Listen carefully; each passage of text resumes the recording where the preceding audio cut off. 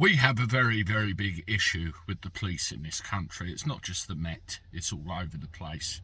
Every force has a bad apple in it. Every force had somebody slip through the net that shouldn't even be there. And it's created so many problems which have remained undiscovered for months, if not years. And we're only just finding out now some of the gory details of what's been going on behind closed doors. And it's all been brought about by what happened with Sarah Everard on that fateful night. And now I bring you another story about a woman who went to the police for help and got more than she bargained for.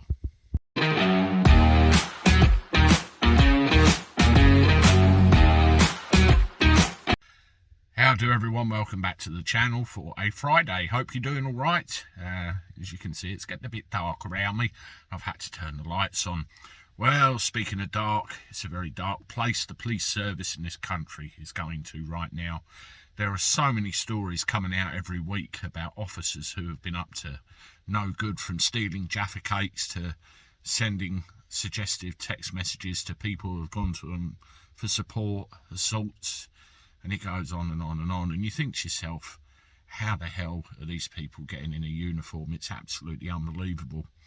I myself involved in the background with something to do with the police at the moment. I can't say too much because it's a little bit too close to home, but because of the way the justice system works in this country, I've been presented with a bit of a moral dilemma to actually decide what to do, and it's a bit of a tricky one. You want to go one way with it, but you might be forced to go another way with it, and all because we've become too PC and too softy with the justice system in this country. And I do wonder whether that in itself allows these people to get away with what they have been for far too long.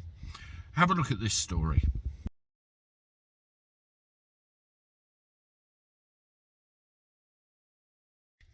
Yes, this lady, who chooses to remain anonymous, and I can't say I blame her really, refers to an officer in their 50s who is known as PCX.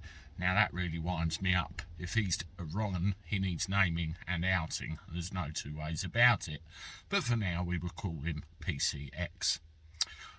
This lady had problems with her ex, funnily enough, and it drove her to the point of wanting to end her own life. She was beside herself, didn't know what to do.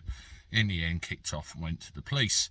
Police officers came round, including PCX, who listened, comforted, even gave her a big hug, which she didn't think was inappropriate at the time, gave her his personal number, and then it started.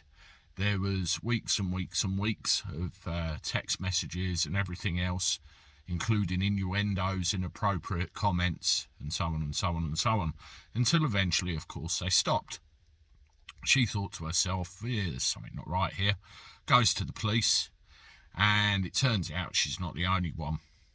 He'd actually been found guilty of gross misconduct because of another case and kicked out, and no longer works for the police in any capacity. More than one female victim to one police officer, Sarah Everard, and God knows how many more that we don't know about yet. It is absolutely fucking ridiculous. I still don't know why Cressida Dick has a job. Yes, all of this could have been going on beforehand over a great number of years, and in a lot of cases, yes, probably was. But this is happening under your watch, Commissioner Dick. You've got to sort it out, or you've got to go and make way for somebody that can. It's as simple as that. But with this lady, who remains nameless, I hope, beyond hope, you'll be okay. The PTSD that you've suffered as a result of your encounter with your ex, I hope you get help with that. And best wishes, that's all we can say. And more of these officers need exposing, and they need outing.